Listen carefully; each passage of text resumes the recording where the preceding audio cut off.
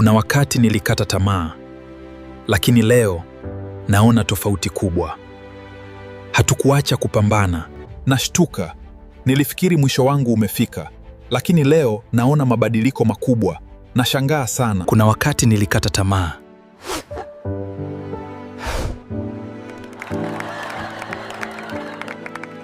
Leo nataka tuzungumze kuhusu ugonjwa mmoja ambao umekuwa ukisababisha maumivu makubwa kwa watu wengi duniani. Ugonjwa ambao bado hauna tiba ya moja kwa moja. Ugonjwa huu si mwisho wa maisha, lakini ni changamoto inayohitaji uelewa, uangalifu na upendo. Watu wengi wanapoambiwa wana ugonjwa huu hupoteza matumaini. Huanza kujiona hawana thamani tena. Lakini nataka nikuambie kitu kimoja leo. Wewe bado ni muhimu. Bado una nafasi ya kuishi maisha yenye maana. Kitu cha muhimu zaidi ni kujilinda. Epuka tabia hatarishi, zingatia usafi wa kiafya, na hakikisha unapata ushauri wa kitabibu kwa wakati.